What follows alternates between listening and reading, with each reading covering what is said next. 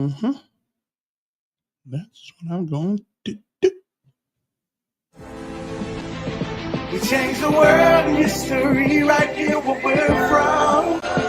It's new beginning to you and me, cause we're not done. In our city, in our city, in our city, we're not done.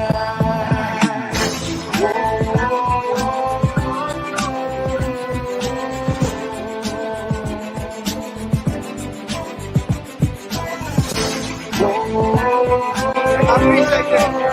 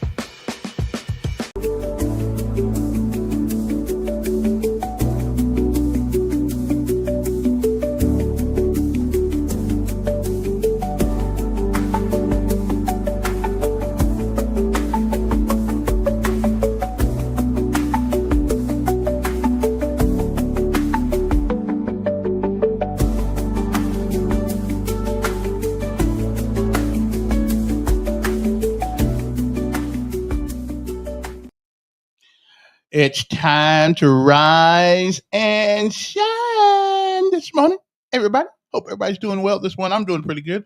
I woke up on this side of the ground. In the ground, of course, what? No, I wasn't on the. Okay, it's better. I woke up on top of the ground, and the ground was not on top of me. I'd say that's a lot to be thankful for this morning. Absolutely, because it certainly could have been the other way around. Good morning to all of you guys this morning. A lot of things to talk about today. Oh yeah, a lot of things to talk about. hmm We do. We have a lot of things to talk about. Wow, it's chilly outside this morning. I'll give you the weather forecast. But I love it. I love this. This is my kind of weather. Unfortunately, it probably won't stay this way because you know how weather is. That's why they call it weather because it weather will and it weather won't. But either one, it will do something. Anyway, good morning to you. It's time to rise and shine. And again, it is a good day, a fantastic day to be alive. I'm feeling pretty good this morning. And again, even my bad mornings feel pretty good, better than the alternative. Well, good morning to you. It is the time on the clock right now. It says it is 7:09 in the morning. So if you got to be there by 7:30, then you will most likely make it. If you get out of there right now. I'm just saying, you don't want to play around with time because it waits on no man. So it ain't gonna wait on you either. I'm just saying. All right. Believe it or not, it is the 21st day of October 2025. It is a day that has never been. It is a day that will never, ever be again. It is a once-in-a-lifetime deal, and once it's over, you don't get a do-over. You don't get it back. You don't get to summon it from the past. You don't get to come back and undo all the things you do this day. And more importantly, you don't get a chance to come back and do the things that you should have done this day that you don't. So whatever it is that you do with this day, make sure that if tomorrow should be, you'll be proud of what you have done on this day. Visualize Jermaine said, whatever we do in life, we should do it so well, no man living, no man dead, no man yet to be born can do it any better. And I say if that is the standard by which you live your life, you'll always be successful. Or you'll fail at a thing or two, we all do. But you'll never be a failure until you quit. We say give out if you must, rest if you can, but you never, ever give up. Because quitters will never win. And winners, well, they never quit. Oh, they may fail at a thing or two, but they never quit. My mother used to say, all you have to do to keep moving is put one foot in front of the other. You'll keep on moving. Next up, it is Our Daily Bread, a word from on high. Something that'll change your perspective or give you a new one.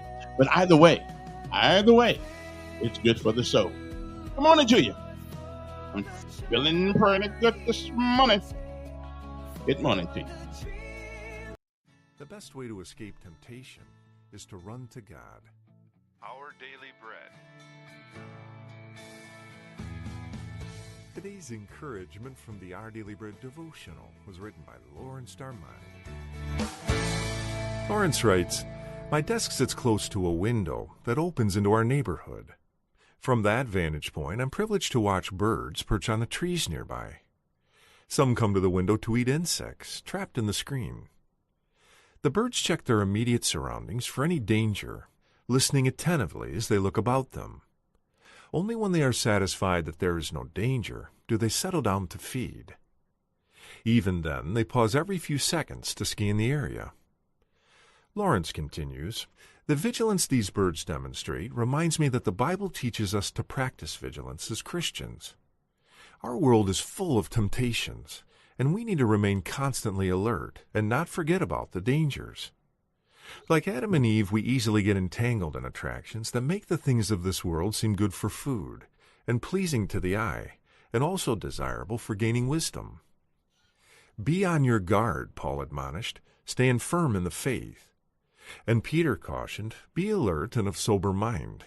Your enemy, the devil, prowls around like a roaring lion, looking for someone to devour. As we work for our own daily bread, are we alert to what could start consuming us? Are we watching for any hint of self-confidence or willfulness that could leave us wishing we had trusted our God? Today's Our Daily Bread devotional scripture reading is from Genesis chapter 3, verses 1 through 7. Now the serpent was more crafty than any of the wild animals the Lord God had made. He said to the woman, did God really say, you must not eat from any tree in the garden? The woman said to the serpent, we may eat fruit from the trees in the garden, but God did say, you must not eat fruit from the tree that is in the middle of the garden, and you must not touch it, or you will die.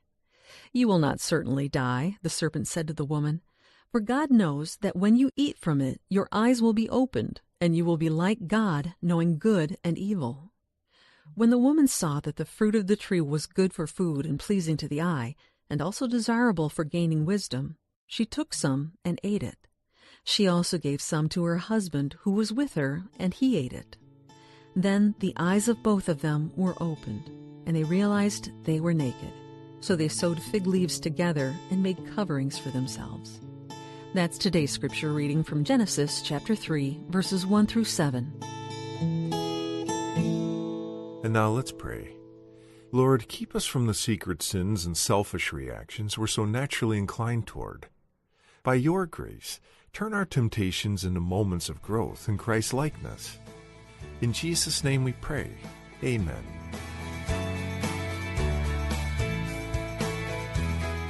Today's encouragement was provided by Our Daily Bread Ministries. The best way to escape temptation is to run to God. Gotcha. Now, let us honor our armed forces. Please, the United States of America, and we shall return.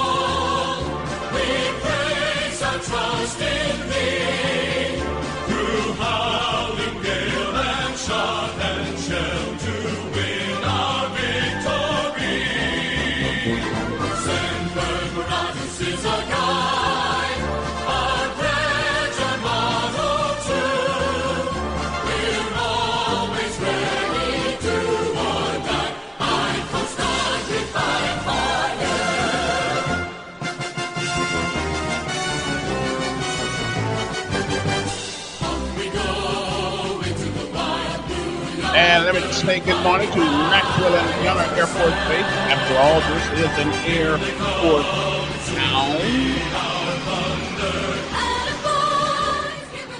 And we have to pay homage to the Air Force. I mean, there it goes. I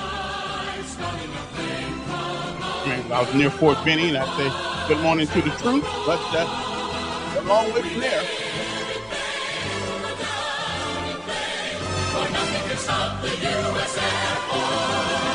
Bum, bum.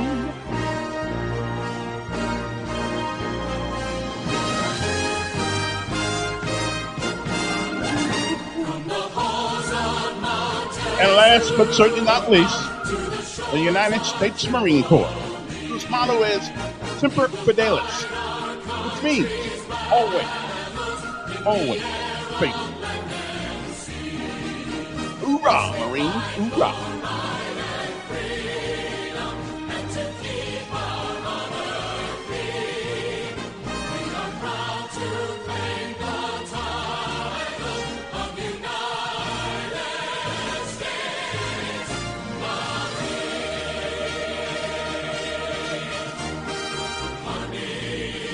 Army, Navy, Coast Guard, Air Force, and of course, Space Force, and the United States Marines.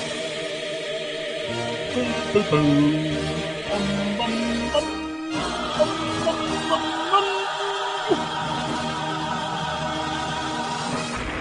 Okay, all right. I feel you on that. You know, now people say, well, why does he play that every morning? Because they're out there every morning. They're out there on the byways and the highways in foreign countries and getting smoked. Right now, there's somebody at some base getting smoked, going through basic training and trying to figure out what this soldiering thing is all about, airman and marine thing is all about. Every morning, somebody is getting the wood to them. All right, I'm just saying. So we can't let them think that we forget about them once they go there. I mean, it ain't like jail, although sometimes it feels like it. But yeah, we always gotta always respect our young people because unfortunately, we don't miss them until they're gone, and so we need to show them while they're here. And in the world we live in today, we don't know when somebody might be called to go someplace. Okay. Anyway, good morning to all of you. Hope that they find you well. I'm feeling pretty good. I'm feeling pretty good. Okay, I got I got a note up there already. Okay then. Evidently, there must be a delay or something in our system here. That's not me. I got the fastest internet you can get. I'd be glad when we get fiber on this side of town, then you won't have that delay. But right now, if you wake up this morning and you think that it's a little cool outside, it is. It had a 45 degrees this morning, and I tell you what, I'm loving it. I'm loving it. Well, okay, it's 46 degrees right about now. But the forecast for today is this. Let me get out of here right quick so I can get my forecast right here.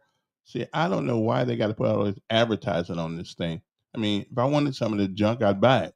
All right. Anyway, there's a today. The high today is 85 with a 15% chance of precipitation today. Sunshine and through afternoon clouds, but slight chance of afternoon showers. High today near 85 degrees. Winds west-southwest at 5 to 10 miles per hour. On tonight, we got some evening clouds and give way to clearing overnight skies. A slight chance of rain and a shower or two.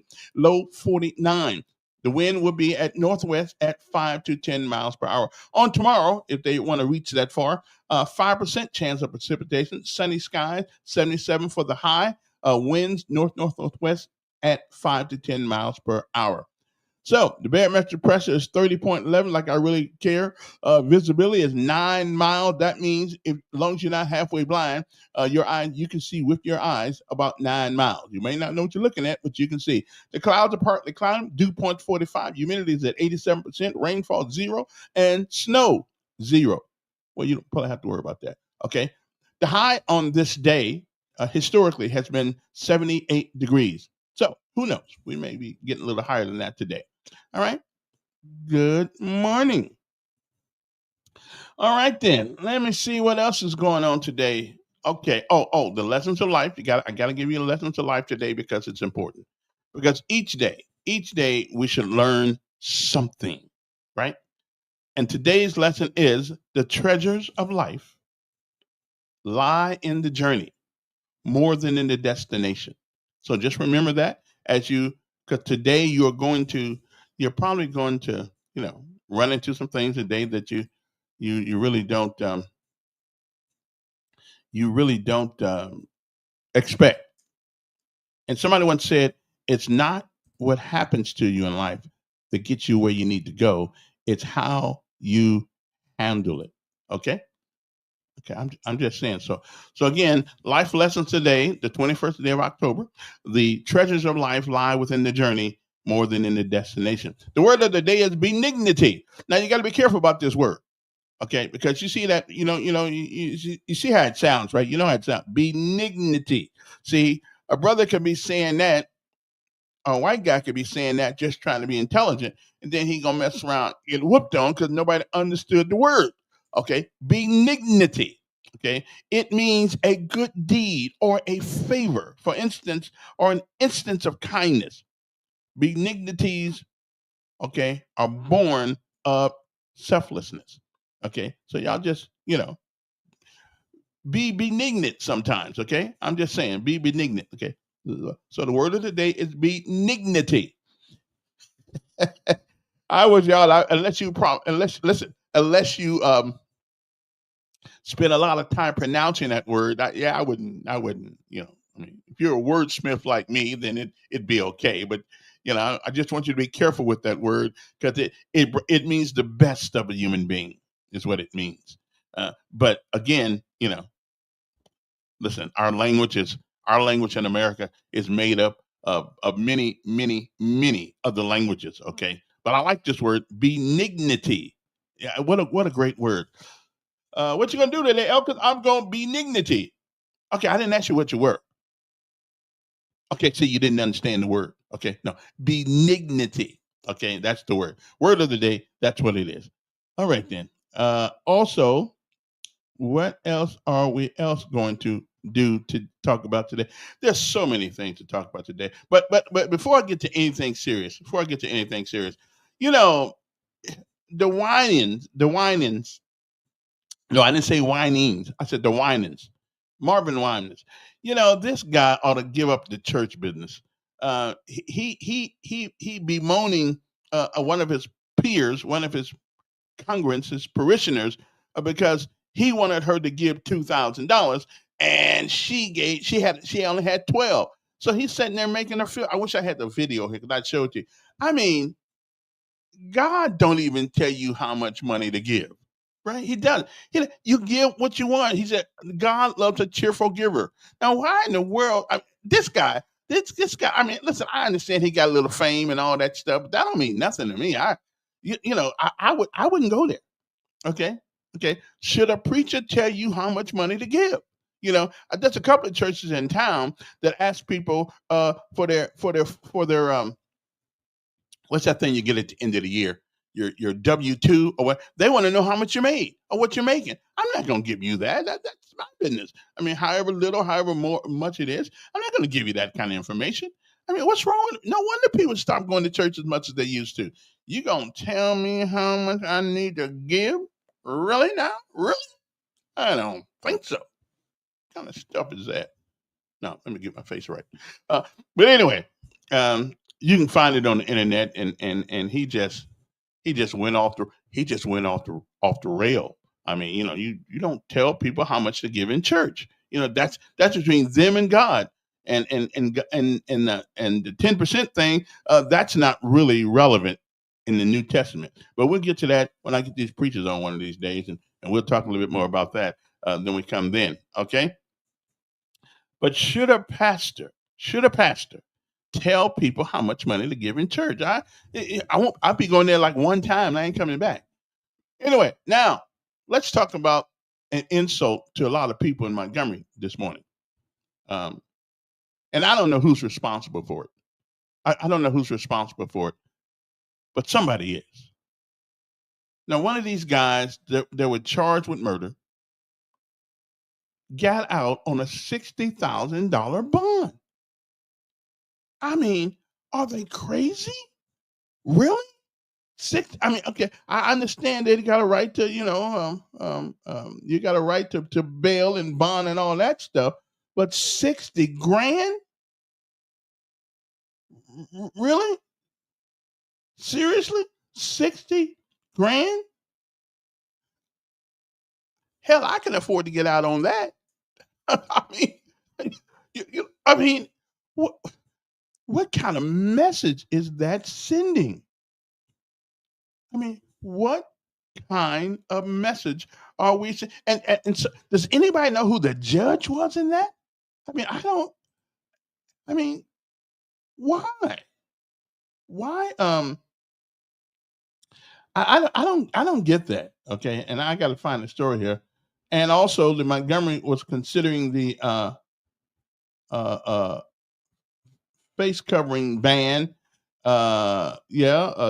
And they expanded the curfew following mass shooting, which they ought to. We need a curfew in Montgomery. Okay, we just need one. Okay, even the governor yesterday got in on this this thing on Facebook. She wrote a thing saying, "Wow, they did a job. They did a job. They did a job, and okay, they did a job, and they got the guy who did this stuff, and they let him out. Now, what motivation does he have to come back? Okay, to come back to court. Okay, what motivation is that? Let's see what WSFA has to say about this. Because I'm just this is appalling. I mean, what kind of punishment is that? I mean, I know you got a right to bail. Don't get me wrong. You got a right to bail. You do. But why such a low bail? That's what I cannot quite understand. Okay, that's what I just can't. Somebody said it's a slap in the face. Let me see here, and I believe it is. Let's go. I used to think that security threats and hackers look like this. Yeah. Right here. Okay. But actually, I'm not security risks. Okay. And Montgomery Police Chief Jim Grayboys and Montgomery Mayor Stephen Reed are addressing the media right now about that deadly mass shooting that happened in downtown Montgomery about 2 weeks ago. 4 people have been arrested, including a juvenile. Let's get the latest now on the investigation. The mass shooting that happened here on October the 4th. We know that there's still a long recovery process for many of those that are dealing with the trauma and the injuries, as well as their families that will be not just here as the physical wounds heal, but also as the mental wounds take many, many more weeks and months to truly heal, if they ever heal. But we also know that means our city is also in the healing process. And we continue to deliver on our promise for justice. We have arrested 4 suspects in this incident. And one of them is gone out of jail now. We expect all those tied to them to be held accountable. That progress reflects the tireless work of the Montgomery Police Department under Chief Jim Grayboys and the collaboration of our law enforcement partners, including the Montgomery County Sheriff's Office, the Alabama Law Enforcement Alabama Law Enforcement Agency, the Alcohol, Tobacco, and Firearms, ATF, FBI, and the U.S. Marshal Service. We want to explicitly call them out because all of them have been integral in the process that's been going on here. We want to know so why for they the got sheriff and police chief, to those at the state and federal levels, we say thank you for your work, for your investment, your energy, and technology and expertise. This coordination has not only been critical in this case, but in multiple recent investigations. Okay, we got that. So Bud says that the bail is set by state law. The judge has to follow the law. So the state needs to increase the minimum bail amount. But for murder, I mean, really? Why? Don't the governor know that? She's the one signed the bill. She was kind of upset about it yesterday also. She didn't act like it was something. Connection to the October 4th mass shooting. The first, a juvenile male. Mm-hmm. The second, Dontavius McGee. Yes. And the third, Keamonte Hood. Each of these 3 subjects have been charged with 1 count of capital murder, 9 counts of assault in the first degree, and 3 counts of assault in the second degree. Yes. A 4th shooter on the scene, Javoric Whiting, has been charged with 1 count of attempted murder. It has been brought to my attention today that, of course, that subject has bonded out. And we don't on this understand attempted that. Murder charge. We don't understand that. Yeah, we don't understand.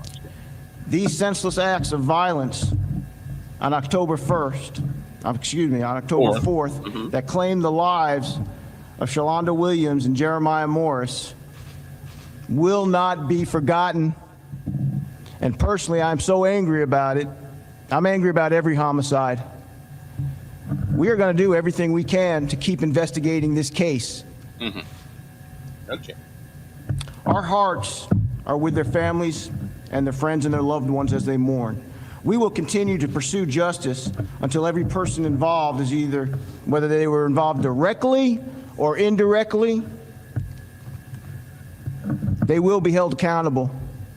If somebody is hindering us or hiding anybody who might be involved, you will face consequences. We are going over every piece of evidence with a fine-tooth comb. Yes. And so this investigation, of course, is going to continue until every individual is held accountable who needs to be held accountable.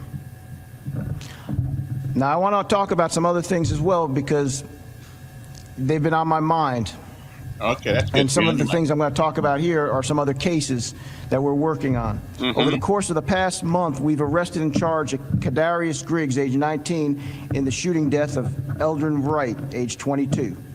He was killed on October 23rd, 2024, in the 1000 block of Liberty Square. As some of you all might be familiar, that was the 5th suspect that we developed and arrested in relation to the Liberty Square shooting of last year. I'm mentioning that because that also goes to my point that we don't care how long it takes. We're going to go and pursue every investigation till its full completion and until we get every individual we deem has been involved and charge them. In addition, we also charged Detrick Donnell Johnson, age 22. He got arrested with capital murder in the shooting death of Kendall Foy, which took place on September 14th, 2025. That's young people. And of course, he was taken into custody on September 17th. Most recently, we arrested and charged Derrickana Dunklin, age 20, with murder in the stabbing death of Amari Capleton, age 19, which occurred in the 3200 block of Raintree Drive on September 21st.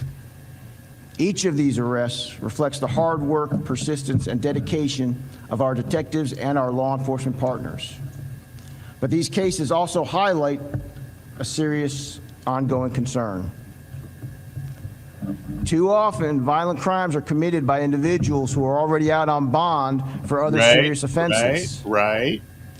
This pattern of repeat violence puts our community and our officers at risk. I am again calling on our judicial system to partner with us in ensuring that violent offenders are held accountable and do not have the opportunity to reoffend. True public safety requires follow-through from the first arrest to the final resolution. In the past 30 days, 57 individuals have been arrested on felony charges here in Montgomery. 57. Some of these arrests are connected, actually, to these major investigations, while others involve separate violent crimes. Each arrest represents a step towards restoring safety and trust in our community. Not when you let them out. To the parents and guardians of Montgomery, I want to speak directly to you. Know where your children are and who they're spending time with. Talk to them about the choices they are making. Talk to them about the people who they surround themselves with. Your awareness and guidance can prevent tragedy.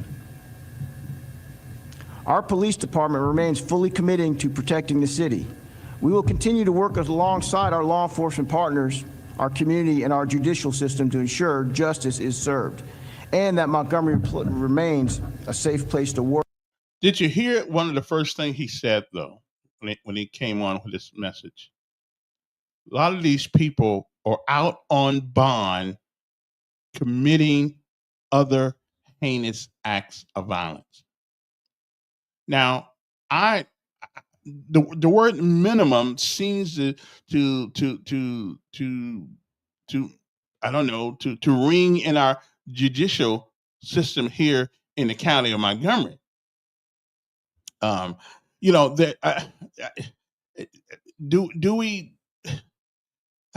are we going to send a message to people that you just don't get to go around and hurting people and killing people in this city?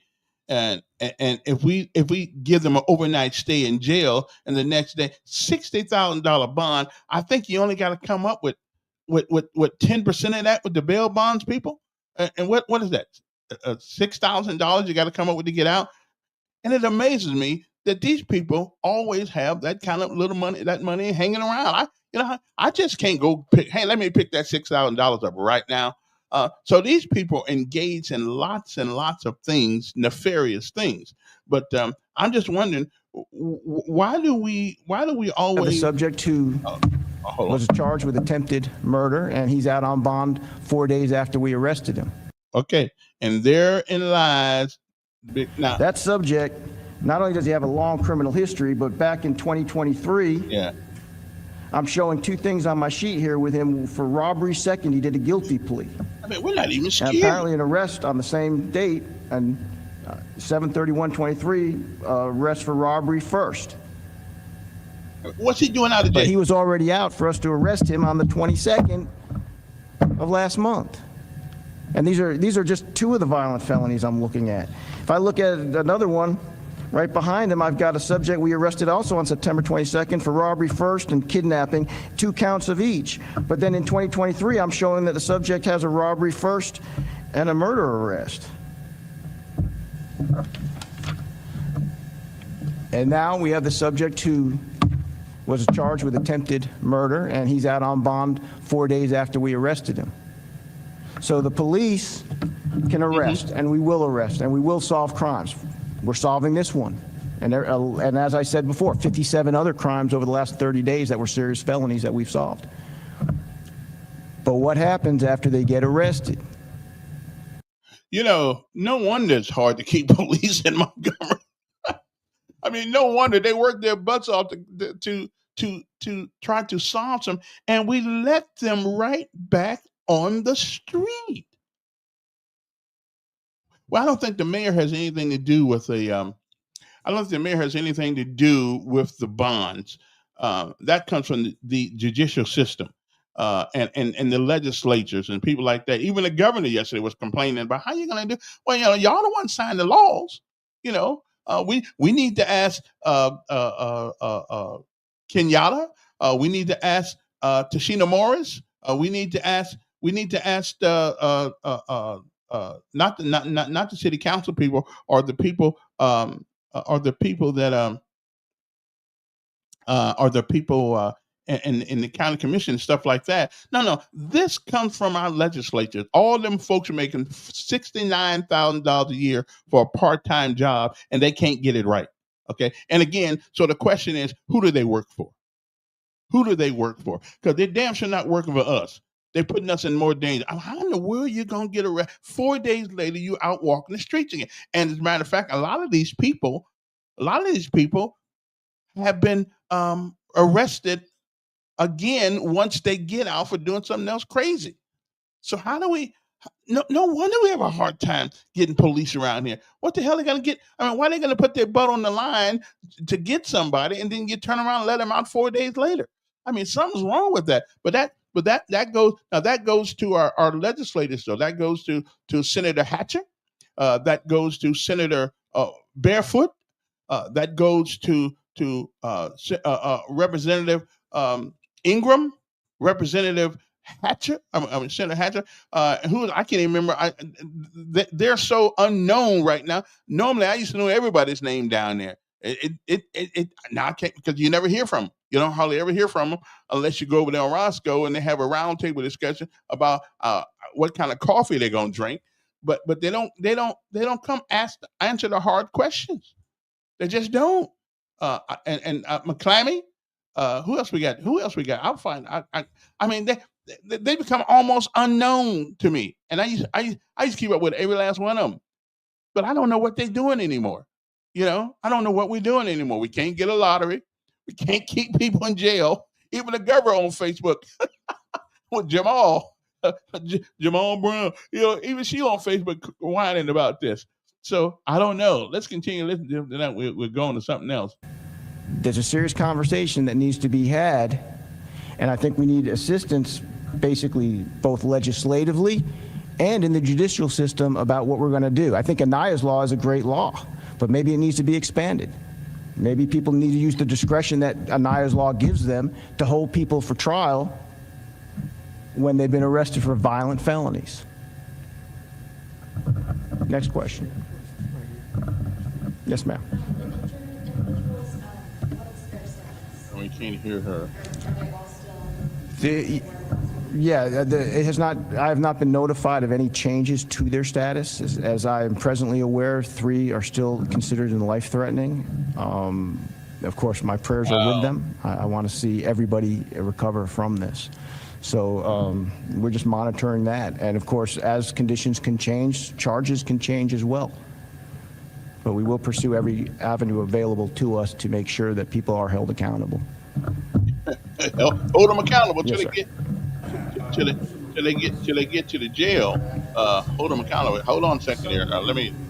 Ain't taking the calls at the moment. We'll get back to you in a minute. Not to perpetrate the shooting, but how to be harmed and return. If that was the case, you anticipate charges forthcoming for some of the people who were armed at the scene and responded to the fire with fire. Responsibilities. When we're not doing that, we're highlighting the things that we know that we deal with day to day. When you injure multiple people, we're seeing mass shootings take place, unfortunately, more and more in our society. There have to be some exceptions to who's allowed to post bond and who's not, and under what circumstances. This, to me, is certainly one that should be a no-brainer. And I think too often when mayors talk about this, it's viewed through some, not all, but some as, well, the mayors are obfuscating their responsibilities. When we're not doing that, we're highlighting the things that we know that we deal with day to day. Outside of this, I would be in South Alabama meeting with the 9 other mayors of the largest cities in this state. And there's not a session that goes by when the Big Ten Mayors Association gets together. We aren't talking about public safety and what things need to change. And that's a bipartisan group of mayors that represents various portions of this state. And I think it's incumbent upon those at the state level not to allow these types of things to slip through the cracks. There have been mass shootings in this state over the last several years in other cities. So we've known what the possibilities could be. The thing we have to ask is whether it's the Attorney General, whether it's the state legislature, anybody. Okay, and Don, listen, the mayor has nothing to do with letting people out of jail. Okay, now let's blame our politicians when they deserve some of the blame, but you can't blame them for this. This is the judicial system and the House of Representatives and the Alabama Senate who come up with these weak little laws, okay? Because they're spending all their time trying to keep a lottery out of Alabama, and they letting them. But listen, they're making us part of the lottery, okay? Because you don't know if you're gonna get home or not that night because some crook we didn't let out of jail decides to go down the road and start shooting at people. Okay, so they're not giving us the lottery. They spend more time with that. They are just hold a minute, Don. I'll get back with you in a second. We're the lottery, okay? We're the lottery. We taking a chance on whether or not we're gonna live through the day or not because we're letting all these crooks out of jail, and next thing you know, they get the prize, and the prize is us. Okay, so so the mayor's not responsible for that. The mayor is not responsible for letting people out of jail. Okay, that's the judicial system who give these judges. Now, I think we can blame the judges, and I'm gonna find out which judge did this. Because we don't need to put him back in office. Whoever the hell it is, him, her, whoever it is, we don't need to put them back in office. So we'll find out. I'll find out which judge let him out. 4 days later, $60,000. If nothing else, give him a $600,000 bond. This is ridiculous. So we're the lottery, okay? And the bet is, do we make it home that night? Okay, if somebody's not going to come up and knock us in the head or shoot at us going down the street, we don't even know who they are. They don't know who we are. These people have no conscience.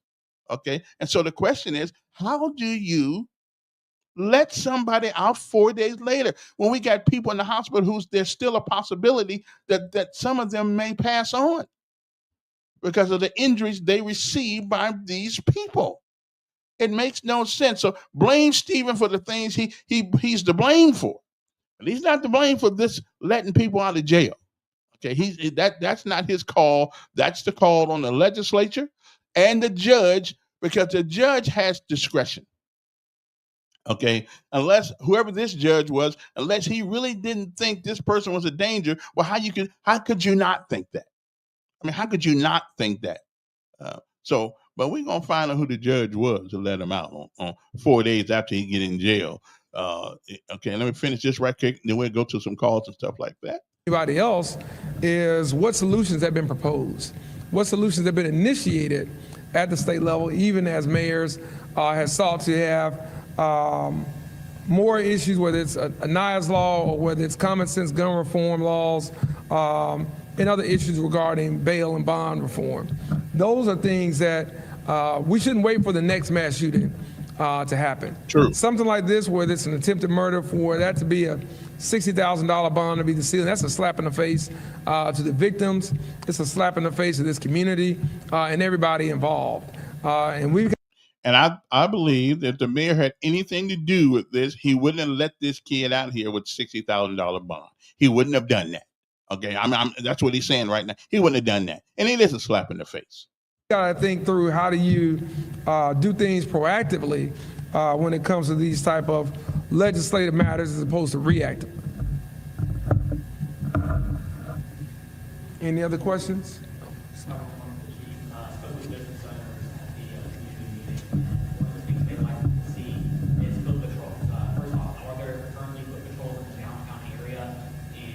Got any microphones back there? Yeah, I think one thing you'll see is, of course, this made us reevaluate a lot of things. And one of the things that we've done is we have upped our patrols downtown. In fact, even changing some of the locations of where some of our officers are actually posting, both in their vehicles and on foot. In fact, one thing I mentioned at the meeting you were talking about. Anyway, enough of that one. The bottom line is that we need more police officers, and I don't know why we can't seem to get more police, but it seems to be something that we have a hard time. We have a hard time doing getting police officers. Okay, the sheriff, and that's what I don't understand. The sheriff doesn't have a problem getting people, and so I don't understand why we have a problem of getting people. I don't get that. I just don't, because I mean, it used to be something special to to be a police person. It used to be. I don't know, but in this case here, you see why. Wait a minute, you're gonna go out there, go in some of the darkest crevices of town, and you put people in jail. You put your butt on the line, and then you turn around and let them go. And then they turn around often and commit crimes, even worse crimes, while they are on bond. Okay, I mean, while they are on bond, they do all kind of terrible things. Anyway, so that's the case. That's the case on that one. So okay, again, now Don, you can call and say what you got to say, because I don't think that the blaming Stephen for this one is not the way to go. Okay, I think he's just as upset. And where's the district attorney and attorney general? They should be asking legislators for help. And I thought this Aniah's law was supposed to take care of some of that, but obviously not. Well, here's what I want to know: what judge let him out on a $60,000 bond? That's what we're gonna find out. Yeah, Don. The chickens have come home to roost. Don't tell me that little lying mayor is not pushed for Cassius bail. The black mayors y'all have elected have pushed for no bail. And now you're going to start acting like you want the little thieves to stay in jail. Well, the mayor won't even write traffic tickets in Montgomery because social justice warriors don't want anybody in traffic court. If you don't enforce any laws, then none of them will get enforced. It's stupid for you to come up and say this mayor has nothing to do with it, when all the time we've heard about blacks being in jail in over proportionate amount. It's so stupid and ignorant. Well, wait a minute. I'm not saying that. I'm not saying that I think the mayor has been kind of soft on some of his positions. Sometimes I think he has been. He's soft on this panhandling thing.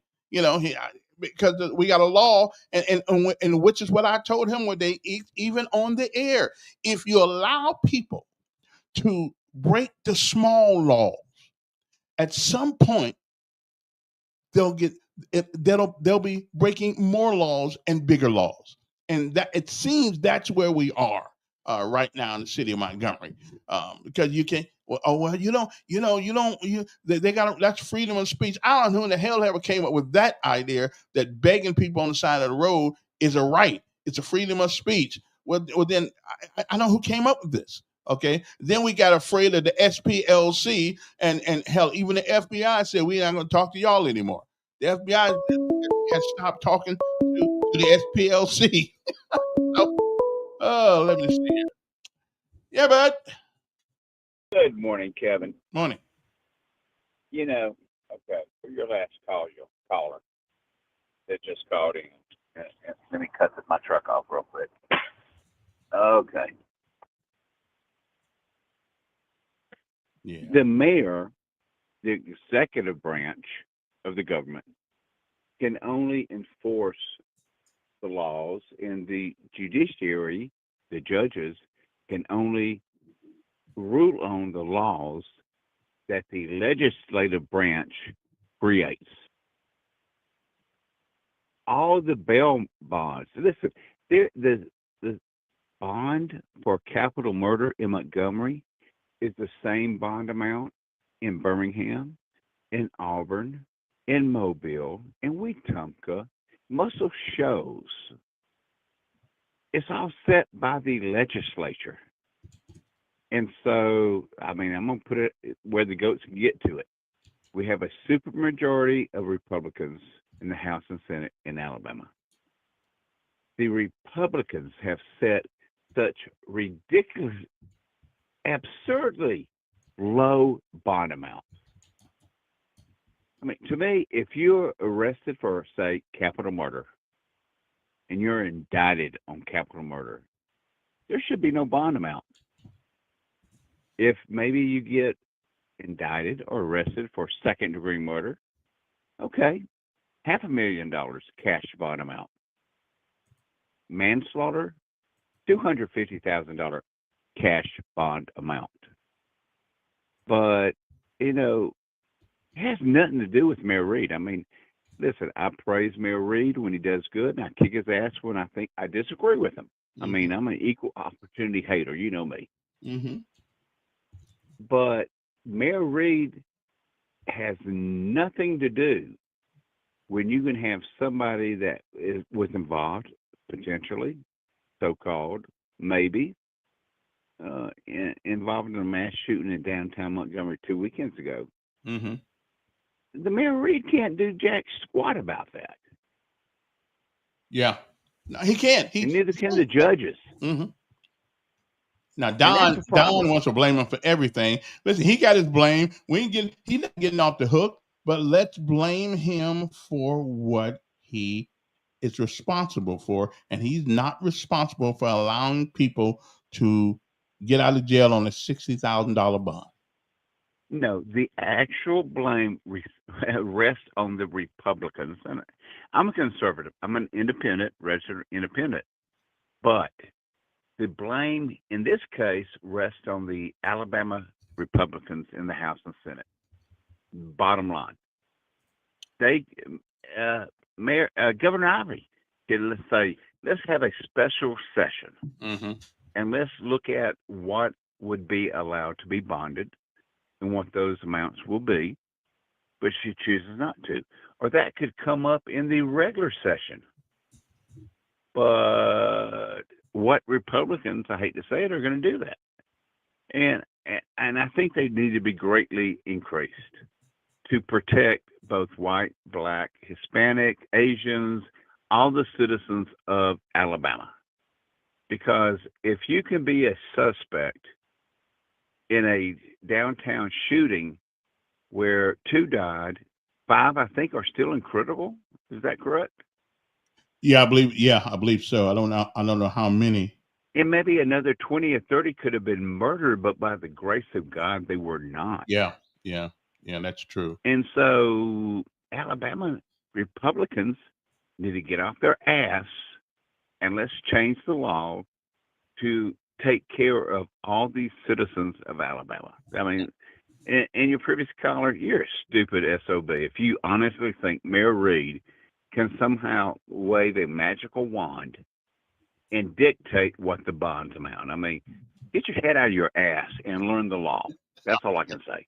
All right. Hey, appreciate it. Yeah, that's true. I mean, so listen, Reed got his own issues, but this is not one of them. And you know who this issue belongs to? Let me tell you who this issue belongs to. It belongs to Philip Ensler, Reed Ingram, Patrice McClammy, Tashina Morris, Kenyatta Hassel, Kelvin Lawrence, who don't really live in Montgomery, and Chris Sales, who don't really live in Montgomery. Okay, Philip Ensler is in the House of Representatives. He represents District number 74. Reed Ingram, a Republican, represents 75. Patrice McClammy, a Democrat, represents 76. Tashina Morris represents District 77. Kelvin Lawrence represents 69, which is based over there in Otagoville and places like that. I don't even know why they even represent it. They got 3 people they represent in Montgomery. Chris Sales, another guy, represents District 90. Okay, so none of these people, these are the people. Okay, these are the people. Okay, that are responsible to us for these lax laws that that allowed this man to get out. And the judge, let me find out who the judge was, because I need to know. I really need to know who the judge was who did this, and he's on there someplace. Anyway, and State Senator, of course, Will Barfoot is a senator. State Senator Kirk Hatcher, it represents District 26. And so all of these people are the people who supposedly represent Montgomery, saying, and these are the same people you hold accountable because we ain't got no lottery too. So these are the people, and most of you don't even know who represents you, because you could care less most of the time. And I don't blame you for that, because they don't really make themselves very well known too often. But these are the people. These are the people right here: Senator Will Barfoot, State Senator Kirk Hatcher, State House Representative Philip Ensler, who's leaving, and State House Reed Ingram, State House Patrice McClammy, State House Tashina Morris, State House Kenyatta Hassel, State House Kelvin Lawrence, and State House Chris Sales. Now, Lawrence and Sales don't even live nowhere near Montgomery. I don't even know. The reason why those two are there, we got a white guy who don't belong in our representative page, and a black guy who don't belong. But they get to do the hard water things for our representatives. I'm gonna tell you why we can blame the judge. There's a minimum number, but that doesn't mean there's a maximum. Okay, that's what it means. I mean he has discretion. We got two people already dead, a couple in the hospital, and this guy evidently had done something else before anyway. So we blaming the judge because rather than use that discretion to look out after the public, he seemed to take every advantage of that discretion to send those evil things back on the streets of Montgomery. There's a minimum, and I think that minimum is that $60,000. That's why we blame the judge. Okay. The judge doesn't have to allow him out on $60,000 bond. He could give him a hell of a lot more. Make it a climb, make it a high climb in order to walk these streets. There's a price to pay for when you do the things these people have done. There's a price to pay, And I hate that they're young, that they ruin their lives, but they're ruining other people's lives. Okay. Yes. All those people I named were voted in. And most people, especially black folks, we vote people in because they belong to a party. Not because they actually do anything, not because they actually fight for anything, but because they belong to a Democratic Party. That's what we do.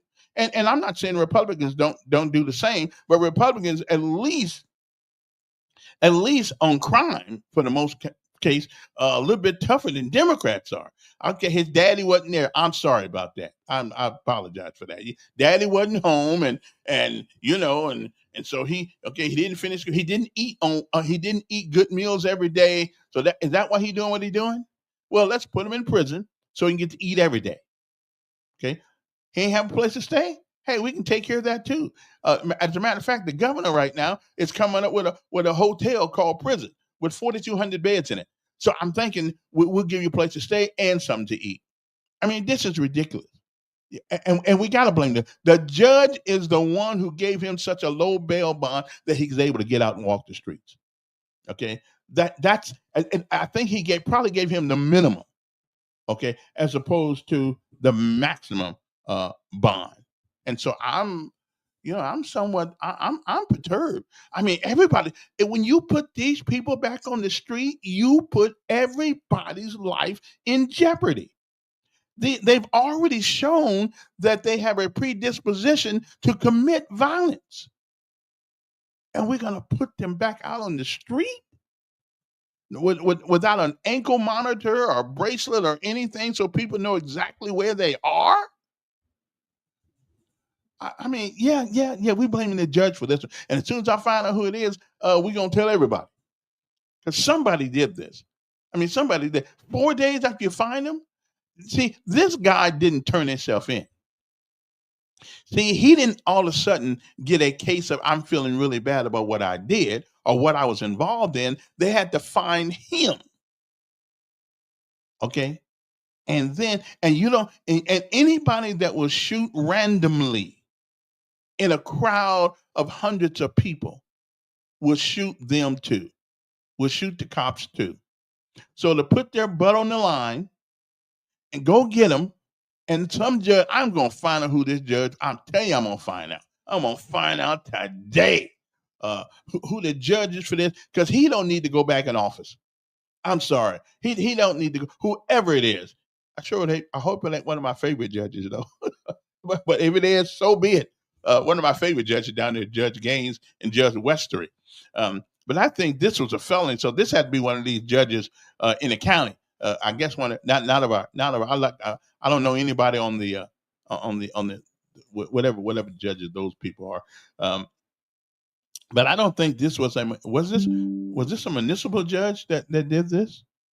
I'm not sure. But I'll find out. But we'll find out. Oh yeah, we'll find. I will find out who. Yeah. Let me. Where my lawyer representative is anyway. Where's Mickey at? I got to ask him a question, because this is crazy. This is absolutely crazy. Anyway, the number's here if you want to give us a call. If you disagree, then that's fine. You can disagree, man. Okay. But we're gonna find out who the judge has left him. Okay. What is this? Mike said, if I was a criminal, I'll vote Republican. I'll get to carry a gun, get a bail when I get arrested, and get to have my phone while I'm in prison. well, I don't know if the Republican, if that's their philosophy or not. Well, and listen, I hear you. I by me finding out, but I think we as long as we know which judges are so weak on crime that they don't need to be put back in there. But hey, people are gonna vote for who they want to vote for. But I think the judge does have some blame in this one. I think he does have some blame in this one. You don't have to let people out on $60,000 bond. Okay, you just don't have to. You got to let them out. You got to let them out, because that's our Constitution. That Constitution, like many people have died for, many have been injured for, many are sick today because of their duty to this country. We want people to follow it. Okay, we want people to follow. We want people to, you shouldn't be endangered by the rules of our Constitution. Your life shouldn't be in danger because some judge decides. Oh, really? Ooh, somebody just texted me something there. I'm not sure if it's true or not, so we're gonna find out that later too. So anyway, the numbers here. What are the numbers here? Because I can't even remember what they are. Okay, 521-2963. And there are other things to talk about too. There are. I just thought I'd give you but y'all need to. Yeah, these are the people who are responsible for these minimum and maximum. Do you really believe that the maximum bond would be $60,000 on a murder case? Do you really?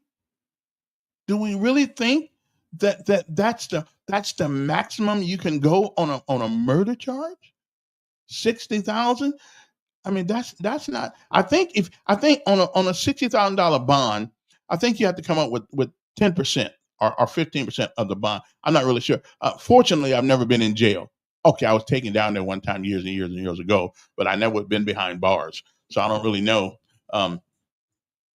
what that is. And my sons have never been in jail, and so I don't really know what that is. But we can find that out too. Okay, we can find that out too. What the maximum bond is, because somebody out there been in jail. They know. Okay, well, let me go. $60K is the maximum. Go look at the bond schedule. Okay, really? Well then, hell, there's a problem. Then that problem then goes to all these representatives whose name I just called. especially the Democrats, where most of all the crime is in this city anyway, is in Democratic areas. And of course, that would be McClammy, Tashina Morris, Kenyatta Hassel, Kelvin Lawrence. Okay, they're the ones. And on the state side, that would be Kirk Hatcher. On the Senate side, that'd be Kirk Hatcher and Philip Inslee. Okay. And the House side would be Reed Ingram, okay, yeah, and all these folks. So I mean, so somebody has still got a responsibility to the people here, okay. And if it's just 60, if that's the maximum or is that the minimum? Wow. I mean, you see, common sense would say, well, that's crazy. So you can almost kill somebody and get out of jail with $6,000. I mean, all you gotta do is sell some of that jewelry they be walking around with. You got that. Wow. Well, then if that in fact is, if I find this to be true, then I won't even tell the guy's name. If I find that to be true, if I find this to be true, that the maximum bond for attempted murder is $60,000. Well, we'll see. Then I don't blame him.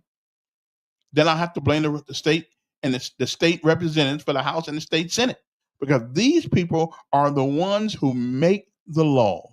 So Willie, I'm gonna hold off on that because you may be right.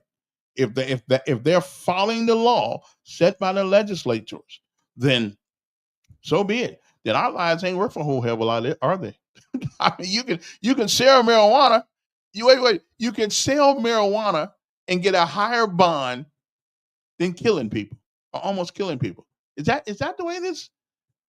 Is that the way this works in America today? Marijuana is not dangerous. Guns are, and killing people certainly dangerous. So we think more of the violation of marijuana than we do people dying. Wow. Interesting. Anyway, I gotta take my little milk break right quick, and so I'll be back in a few minutes. So you guys just hang loose, and because I'm flabbergasted at this information I'm getting this morning, because man, this is $60,000 the maximum bail you can do. Okay. Mary Jane is not, listen, marijuana is not as dangerous as people with guns. Okay. It's not as dangerous as people. Over the long haul, it may be more intrinsically difficult to deal with. But listen, okay, I got two guys sitting on the corner, one with a gun, one with a marijuana stick. I'll leave the guy with the marijuana stick all day long and watch him smoke it. Okay. But I'm not sure that it's more dangerous than a gun. Mary Jane's not. As a matter of fact, Mary Jane actually can help people with cancer. So there is some. I know you didn't say that, but still, you insinuated that it was dangerous, and it is dangerous to some people.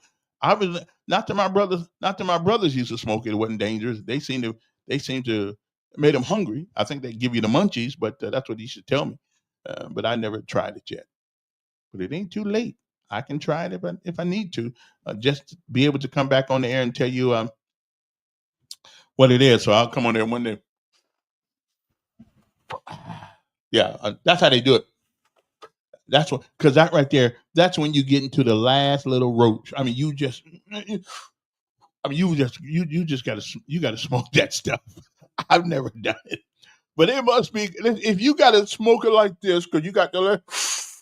If you got to do that, then that means that's some good stuff right there. Okay. So I can't do it. Anyway, let us take a little break, go get my traditional glass of milk, and I shall return uno momento. We change the world in history right here where we're from. It's no beginning to you and me, 'cause we're not done. And I'll see it. In our city, in and I'll see when I die.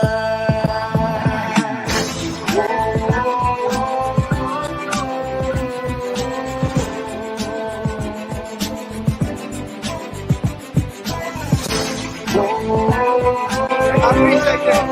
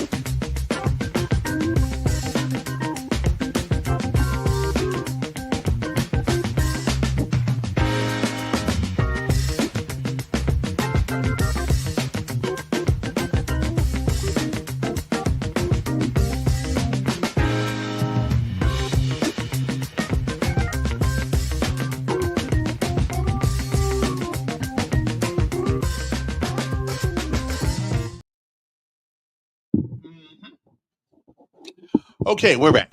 Hey, thank you guys for hanging loose right there.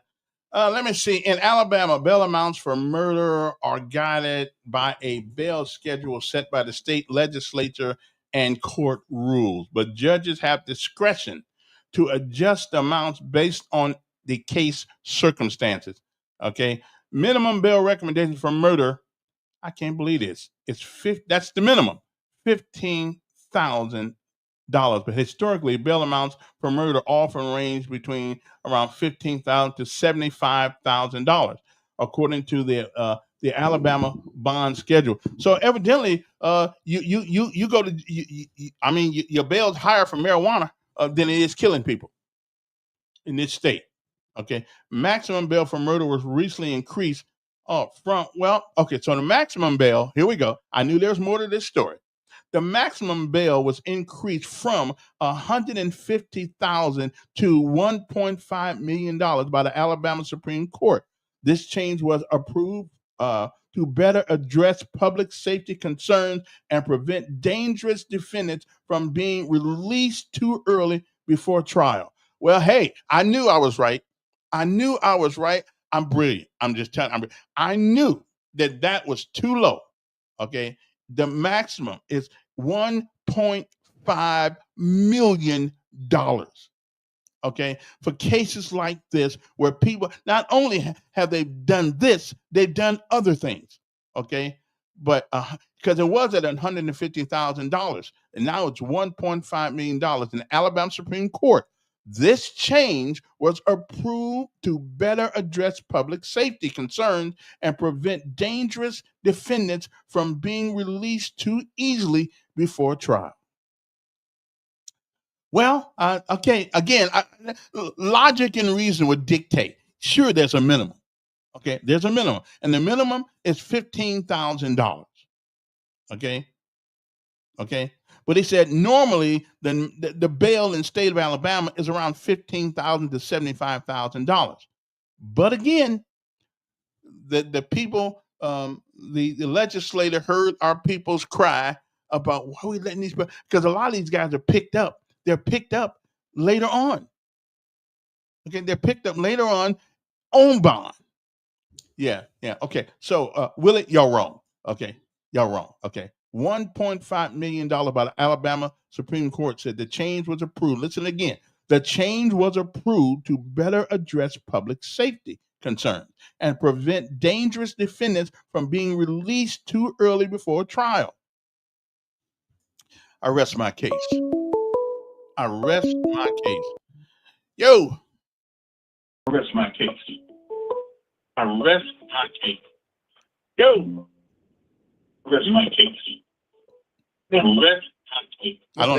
don't know why that's keep going. But what? Why was he giving a bail anyway? Well, brother, I don't know. That's what most of the time when people do these heinous crimes, they don't give them a damn bail at all. Why did they give them a bail at all? Well, that's why they came up with Aniah's law. Okay, they came with Aniah's law because it's about no bond. Okay, after that little girl was killed, which allows no bond detention for violent crimes, including murder. This law gives period. Yeah, this product. So this why this boy get a bail? Well, that's something we got to ask the judge when I find out who it is. Okay.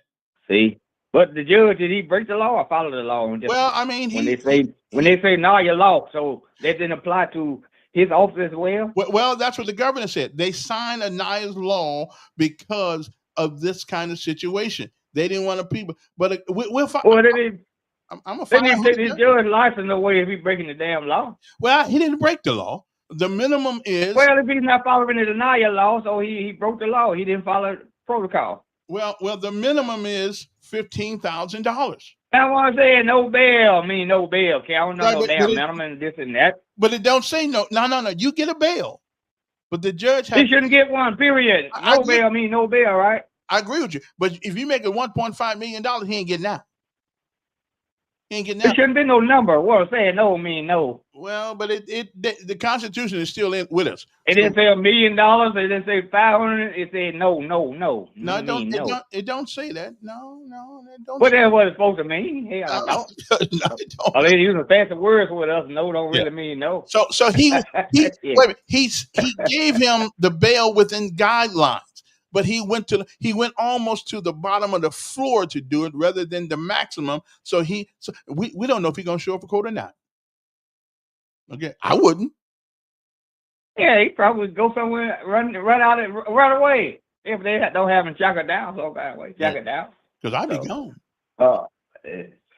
I'd be out of here. I'd be blame the mayor for that one, y'all. Hey, no. There you go. I'm talking about some of these damn callers, some of these crazy ass callers. Yeah. Blame the mayor. Yeah. The mayor ain't got nothing to do with this. All right.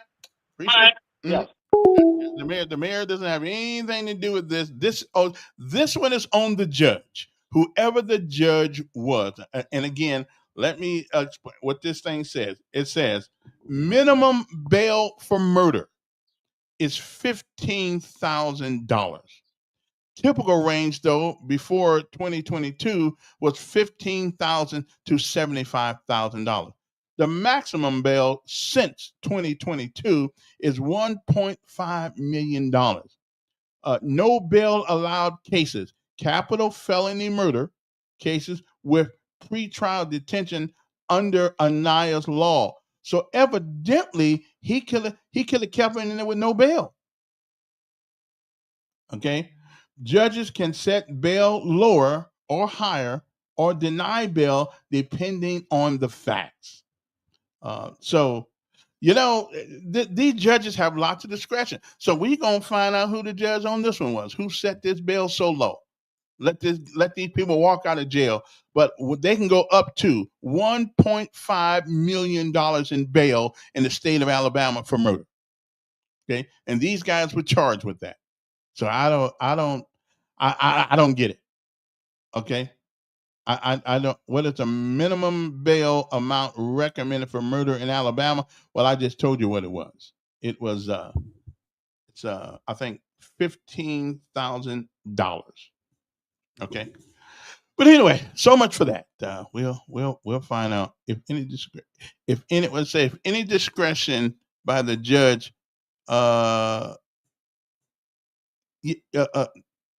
any discretion by the judge to larger bail amount. Well, you can go up to $1.5 million and ain't nobody, and poor folks won't be getting out of jail on that one. Okay. I'm just saying. So I don't know why they always go, you don't have to, okay, right. But even if you had to put, what's 10% of $1.5 million? How many people? The 10%, I believe, of 60,000 is $6,000, I believe.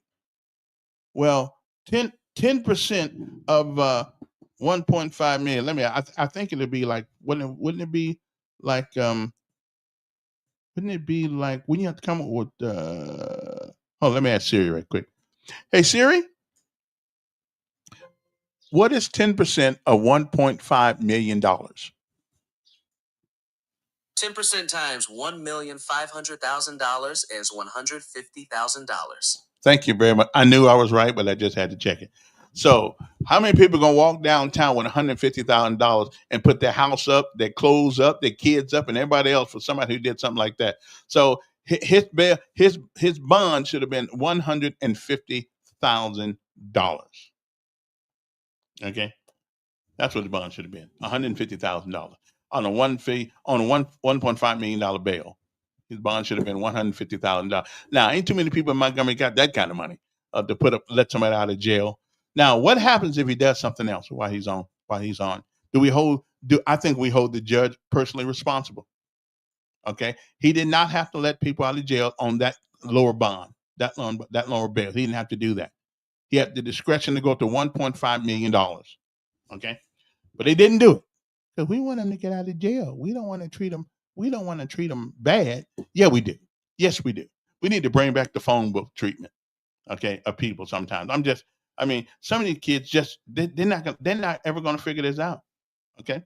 But anyway, moving right along to other things. But so we know, just so you know, that the maximum, how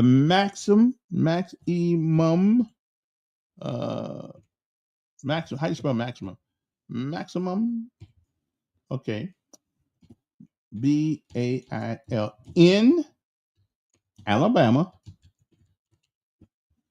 is, I'm going to write this down so y'all can read, is $1.5 million. Okay. Put that in there, right? Million dollars. Okay. DOLLARS. Okay. $1.5 million is the maximum bail in Alabama. So let's not go with this. Let's not keep going with this. Well, he could have went. No, I'm sorry. Hey Siri, who's the judge for this low bond case, murder case? I'm gonna find that out today. Okay. So the maximum bail in Alabama is $1.5 million. The minimum bail is around $75,000 for a minimum bond is about bail is about $75,000. So anyway, so we're gonna find out who gave this guy such a low bond. Okay, because I don't understand it. Now I gave y'all who your legislators are, and they did do something about it. Okay, they did something about it because it didn't used to be this low. This high. Minimum bail recommended for murder is $15,000 historically, but bail amounts for murder often started around $15,000 to $75,000, according to the Alabama bond schedule. Maximum bail for murder was recently increased, I think 2022, under this case of Anaya, that little child that was killed, from $150,000 to $1.5 million by the Alabama Supreme Court. So somebody he wasn't charged with murder. What's the difference? Attempted murder. I'm sorry. No, bail for murder was recently increased. Okay. Well, just to be fair, okay. Just to be fair, we'll put we'll put what is the minimum bail for attempted murder? Okay, what's the bail for attempted? Okay, in Alabama. Now let me see. Let me ask Siri. Hey Siri, what is the minimum bail for attempted murder in the state of Alabama? She's looking it up right now. Okay.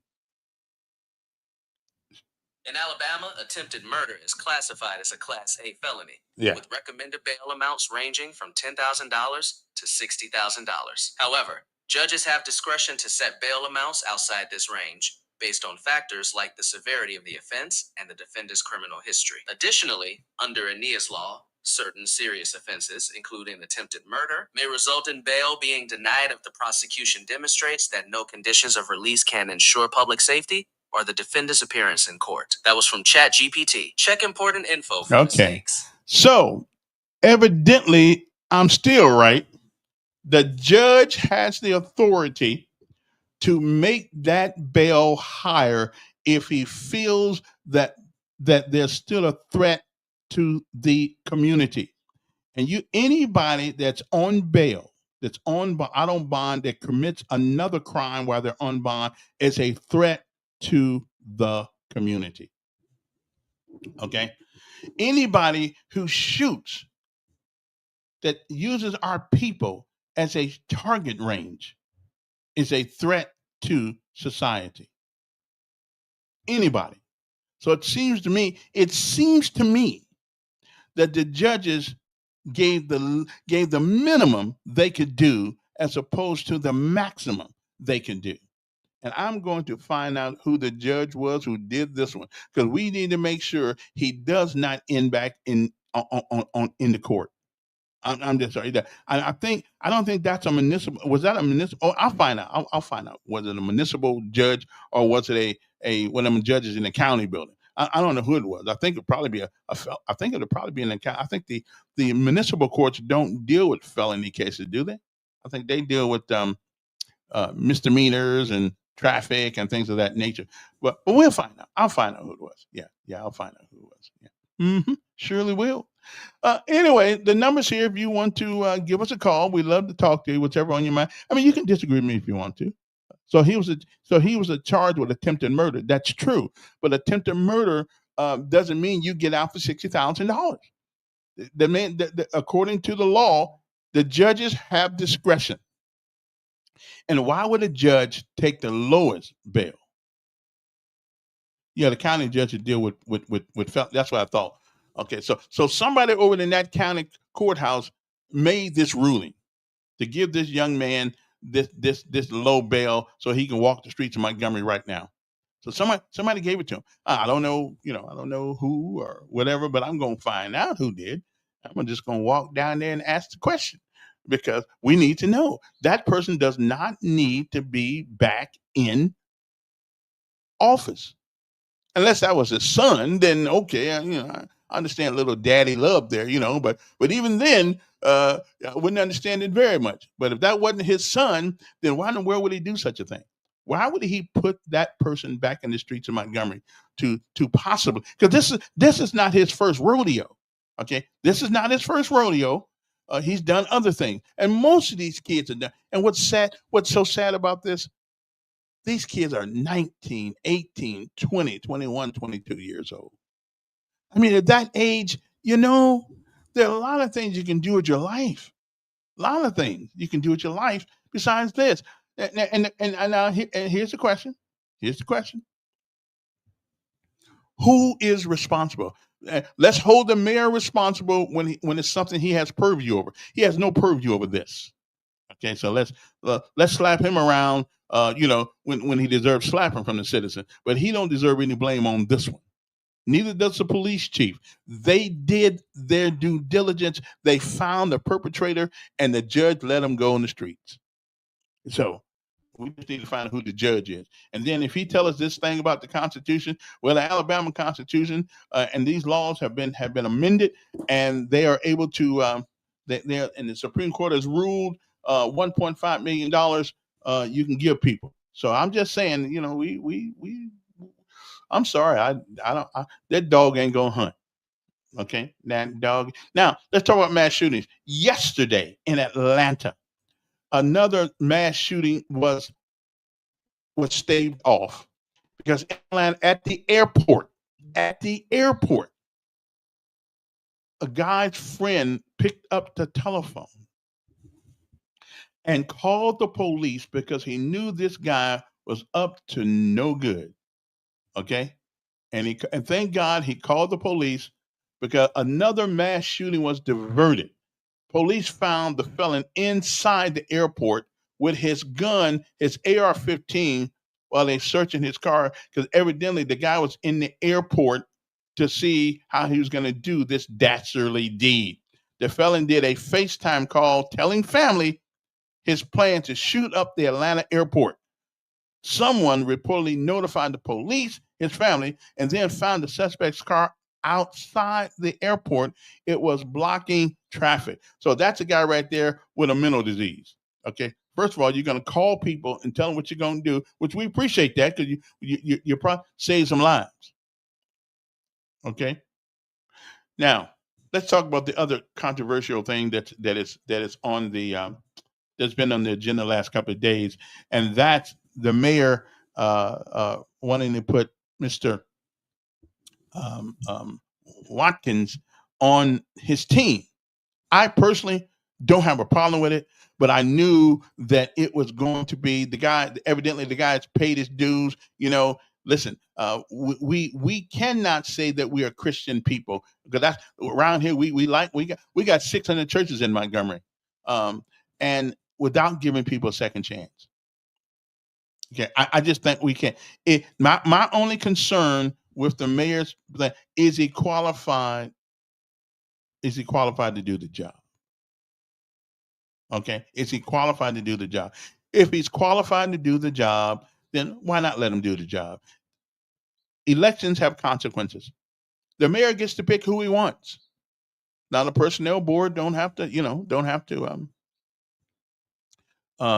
get him. And I think the personnel board, the only reason why you tell me, Willie, if this is true or not, the only reason why he has to go for the personnel board because he wants to pay him outside the normal fee pay schedule. Is that what this is all about? Okay. But I think the mayor should be able to hire who he wants to hire. And we all make mistakes, and the only mistake that we don't know about is the one you ain't told us about. So we all got them. We all done stupid things in life. Okay, we all have. Does that mean I can't stand? I know a guy that's 42 years old. When he was 17, he had sex with a 15-year-old, and now he's 42, and now they still got him on the sexual register thing. Really? 17 and 15, what's the difference between those ages? Not very much. In the state of Alabama, did you know you can get married at the age of 14 years old? And if you believe that a 14-year-old can get married and ain't going to have sex, y'all must be crazy and smoking dope. Because, yes. So we are duplicitous in our laws and our implementation of these laws. Okay? So we're going to hold against people something that they did. We hold each other more accountable than God holds us to. Okay, I'm just let the man get his people. Hell, he may do us a whole lot better than people who've never made a mistake. At least never made a mistake out in the open. Okay, maybe I personally don't have a problem with them hiring who. Elections have consequences. The mayor is the mayor, and I ain't kissing his buddy like what's on. I get on him too. Okay, when he does something crazy, I think it's crazy, and we talk about. I bring him on the show. We talk about it. But I'm not against him. Hire who he wants to. Hire who you want. You're the mayor, but just make sure that person you hire can actually do the job. And I think Mr. Watkins has had a record actually of doing pretty good in the business arena. Okay. Okay. Checks and what do you mean checks and balances? Okay. Well, yeah, but what's this got to do with checks? I think it's he wants to pay him $120,000, and I think somebody told me that the fee schedule was not that high. Okay, because why would the personnel board have to get involved in that? But I don't know. That's not my call. Well, Lord have mercy. If I seen a check making that kind of money, I'd be, man, you had to put me in the hospital. Wow, you're gonna pay me? I'd be thinking I'm guilty. I owe them some money back. So I never made that kind of money. Not because I couldn't have, but because I didn't. I had a choice in life when I got out the Army. I could do what I had to do. I do what I wanted to do. And I decided to do what I wanted to do, and that's radio. And unfortunately, I got in it right when the salaries were going down rather than up. Because it wasn't no big deal to make $150,000 a year in radio. It was no big deal, except when it got to me. Of course, I never had any experience in radio when I first got into it. So, but Marco gave me a shot, and I wrote it for 30 years. That one shot. So I think we do what we have to do. He ran cash and checks in West Montgomery. Okay, cash and checks in West Montgomery. and didn't they shut them down? Yeah, I don't know. I think that business just dissolved because people got tired of paying exorbitant amount of interest on their that money. Like checking the cash and stuff like that. Because the fee was outrageous. But again, most people, and let's just be fair, most people that have to go to people like that have already screwed everybody else, and they can't get no money out of anybody. They can't get money out of the bank. They can't get money from their parents. They can't get money from their brothers and sisters. The only people they can get money from is cash and checks, and they taking a chance that they'll never get their money back anyway. So listen, you gotta pay. Right? Okay, he sold it. Okay, so he sold it at a good time, I guess. So he wasn't shut down. Okay. So again, I'm all for the mayor having the privilege to hire who he wants to. So it doesn't. So I'm still trying to figure out why the personnel board. I think they're involved because of the pay scale that he wants to start them at. Okay, I think that's what. I think that's what it is, but I'm not exactly sure because I never made that kind of money. Yeah. Listen. Those businesses are predatory. But they're predatory because we have already screwed somebody already, and we don't have any place else to go. Like I worked for Rent-A-Center for a year. You're talking about a company that sticks the meat to you. I worked for Rent-A-Center. I mean, we would sell when I was in Hawaii. I worked and I sold a VCR for a guy. We had already made $3,000 off of it, and the guy missed one payment, and he didn't have any money left. They made me go pick it up. They made me because they made me go pick it up, and I just felt so bad for it. So people who have messed up their credit, people who are for whatever reason, like me, they could have lost their job. Been on the job for 30 years or 20 something years, and all of a sudden, you have no job anymore. Now that's our fault too because we don't save any money. Okay, it's hard to save money though in Hawaii because even back in the 90s. It was high as hell to live over there. And so most people over there were just trying to make it. And you run out of money and you lose your job. Everything is already too high. You're on a string as it is.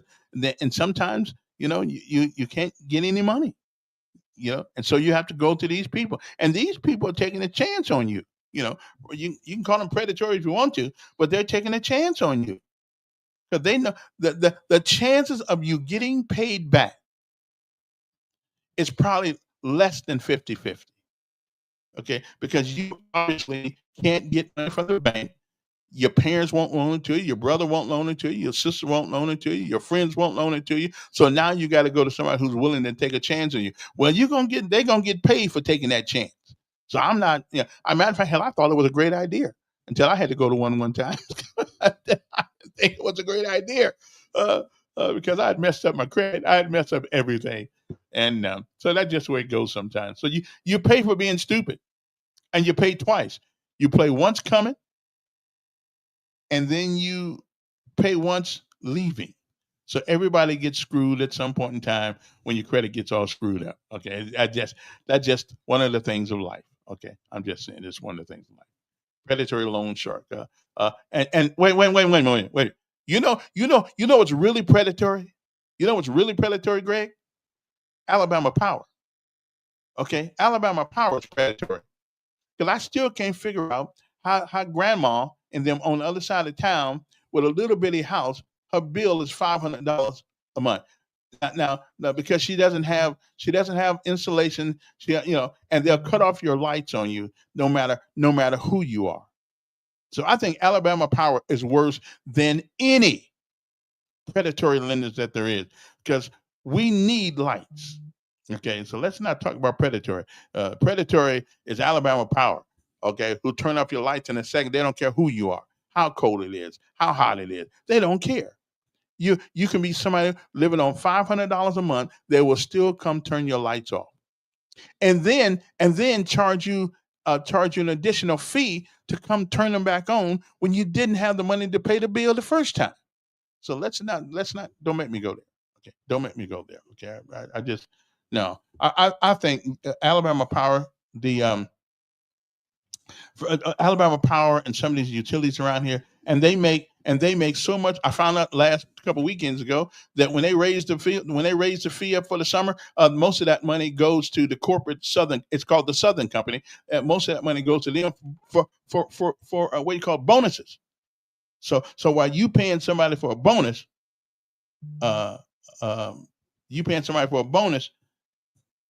at the expense of people who have a hard time paying their bill already. So let's not even go to predatory. Okay, let's not even go there. Okay, the first VCR was high in grad school for $13. Yeah, $100. Yeah, woo, man, that's a long time ago. Good investment? I don't know if it's a good investment or not.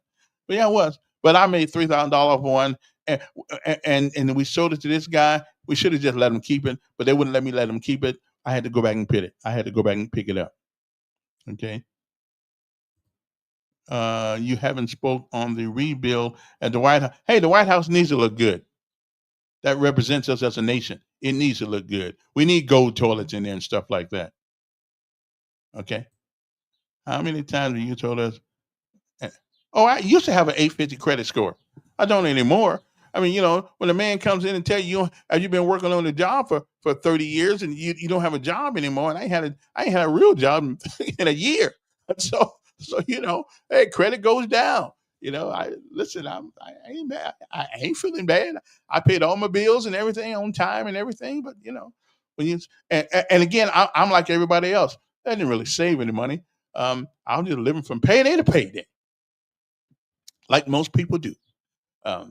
So until I learned that, then I started listening to Dave Ramsey, and Dave Ramsey helped the brother at least have a month of stuff, have a month worth of expenses in the bank. That's right. Just have a month. Just have 1 month. And then after that, get you a good tent and stay outside. I'm just saying that's just the way it is. That's just the way it is. Yeah, my credit was 850 for a minute. I don't think it was 850. It was 800. It wasn't 850. It was 800. But listen, I got the highest credit score anybody in my family ever had. So I'm feeling good about that 850 credit score. Matter of fact, it was so good. Just to show how good my credit used to be, it was so good that I'm sitting at a red light one day. I'm sitting at a red light, and I get a call on the phone from PNC Bank. And they said, Kevin. Now, first of all, I didn't know how they knew my name, but they said, do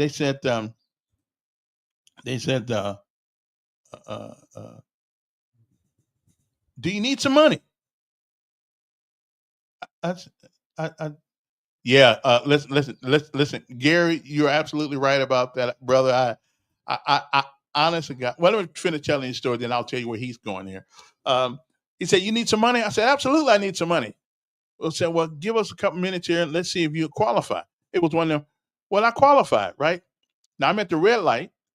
By the time I get to the next red light, they have approved me for $20,000 cash loan. Now I didn't believe it. So I went down to the nearest PNC Bank, gave them the information, and they handed a brother a check for $20,000. I said, "Y'all got the right guy?" He said, yeah. Well, I kept the money. I kept the money for 24 hours. Just because I had never seen that kind of money in my hand before for 24 hours. But reality, as I slept that night, the reality came in that I was going to have to pay that money back. So the next day, I went there and gave the money back. But it sure felt good to have good credit like that, where in 45 seconds, I was given a check. I was qualified for a check for $20,000. But money has to be paid back. And I got to thinking, let me take this money back to the bank. But they did give me a credit card, and I kept the credit card just for the hell of it. But I turned it back in too. Because as a matter of fact, my goal this year is to have one credit card, just one, and no more, because I'm getting broke. And Gary, you're absolutely right. When I went to work for Cumulus, I saw the word 401k on a thing, but I and this is the honest goodness truth. I thought that they gave those to management. because every time I watch the Wolf of Wall Street or whatever the case it was, some big executive always got a 401k as part of his package. So I'm thinking, oh, that's not for me. That's for the manager. I wasn't a manager when I got the Cumulus. I barely had my foot in the door. So I said, well, nah, I'm gonna pass that up. And I never knew what. Now, let me be fair. I got there on 2001, January 2001. Do you believe that I actually thought for 1 second of time that I'd be there 23 years later, 24 years later? No. No. I'm in radio. You get a job, bam. The next thing you know, you're out of a job. And every year I was there, somebody got let go in December. Every year I was there, and I knew at some point, my December would come. I just didn't know it was gonna. Plus, I was on AM. I just didn't know it was gonna come in 2024. So, had I, and I'm gonna tell my son this: had I put a little bit of money in that 401k, if I really, because they never explained it to me. I mean, again, I'm not a financial wizard. Obviously, look at the cars I've been bought. But I just didn't know. And I could take my left shoe and kick myself in the butt all day long, and it wouldn't change a thing. It was my fault. I just didn't know what a 401k was. Again, that's white people language. 401k. What the hell is that? That's for the people who work in Wall Street, on the stock market. That wasn't for poor people like me. Okay, so I didn't do it. My bad. And so I don't know how much money I would have saved, but I would have saved a little bit. Out of 24 years, I'd have saved a little bit, but I can't go back and undo it. So now, that's 24. I'm with you. That's 24 years of interest. Listen, I just didn't think it was for regular people like me. I really thought it was for management. And again, what can I tell you? I studied philosophy in school. Evidently, I studied the wrong one. So I should have studied the one about money. But anyway, yeah. I mean, you just don't know how bad I feel sometimes, but knowing that I did that, I knowing that it was, and nobody ever talked to me about it. So I'm thinking, if it was for me, they would have talked to. They didn't talk to me about it. I just saw it on a piece of paper, and I said, "No, that's not for me." I mean, that's for management. Listen. How many people working at McDonald's got a 401k? You're right. Nobody, except maybe management gets a 401k. But regular folks, how many people with a broom and a mop getting a 401k? Yeah, I don't know. Not very many. Oh boy, here go tell a lie. Now you're lying. Only 0.01% in the country has a credit score like that. My credit score was that. Okay, that's how you can. I was in the top 0.1% then, 0.1%, because I got a $20,000 loan in 45 seconds riding down Fairview Avenue. Okay, so yeah, I did. Yeah, I was good, but that's only because I paid my bills. I didn't get too much. I never bought too many things that I couldn't afford or anything like that, and I just paid my bills. And I didn't have a whole lot of things. I didn't have a whole lot of things that I owed anybody. So yeah, I got the money. Yeah, you don't believe me? How much you want to put? Now you already owe me. You already owe me for something already, Don. You already owe me for something already. I forgot what it was we betted on, but you lost, and so I'm still waiting for my chicken dinner. Okay, but that's absolutely right. That is 24 years of interest that I just gave away, and Lord have mercy. There are a lot of things in life you can get back, but the one thing you can never get back is time. And hey, so I tell my son, if my son ever asks, if he ever go gets a job and said, do they have a 401k? I'm going to tell him, put something in it because you never know how long you're going to be there. So if you don't go down, as a matter of fact, I think the military now is paying that way. I don't think you get a retirement. From what I understand, the retirement has changed to something like a 401k. Is there a fly in your room? I don't see no fly, man. You see a fly? I don't see one in the back of me. Anything? You see a fly there? I don't see one. Because I got something for him. I got a can of this that stuff. So he won't be flying long if he is flying behind me. Yeah, I didn't see the fly, but what can I say? Anyway, yesterday my son's 19th birthday, and he is 19 now, which means 19th birthday means okay. I got you. Yeah. 1/4 of class is not well, it was more than a quarter, but I couldn't, but I did it while I was still on active duty, and I was trying to study that, and I was in a boat crew, as a matter of fact, at Fort Island in Honolulu. And so every time I had night classes, almost I had to go on the field. I don't know why you such an ass. I just don't know why you're such an ass. But listen, if you're happy with you, I'm happy with you, brother. Okay, I'm happy if you're happy with you too, Don. You're a miserable guy. You need to get laid or something, brother. I'm just saying you need to you need a piece, because right now you gotta you're in need of something. I don't know exactly what it is, but maybe you need to get laid every once in a while. It'll take some of that sharpness off your disposition, brother. I'm just saying. Come on, man. See, see, there you go again. You need to go back there and have a talk with the old lady and say, listen, it's time. Okay, because you need some. I mean, you have got the worst disposition I have ever seen in a human being. I mean, you just, and I'm so used to you now till it ain't no big deal. But you have got a you have a okay. So they got a thrift savings plan along with retirement. Really? Okay, they treating them pretty. So I guess you take some of your money, I guess, and you put it like that sounds like a 401k or something like that. And listen, brother, if you're gonna spell philosophy, spell it right. Okay, spell philosophy right. You spell it all wrong. Okay, and that's okay because you're not as brilliant as I am. So I'm going to And the guy said you must have studied a line because you're a master at that. Well, listen, I appreciate it. Well, at least it's good to be a master at something. Okay. Yeah, but no. But I got to get a little bit better at lying, because I told you one time I like you and I really don't. But I tolerate you, kind of like people have tolerated me over the years. Okay, well, I'm gonna find out what that's all about. Anyway, yeah. See, you can't spell philosophy that way, my friend. Okay, it ain't philosophy; it's philosophy. Okay, you ever heard of the Greek philosophers? Some of the great Greek philosophers. How about Thomas Paine? How about Aristotle, Plato?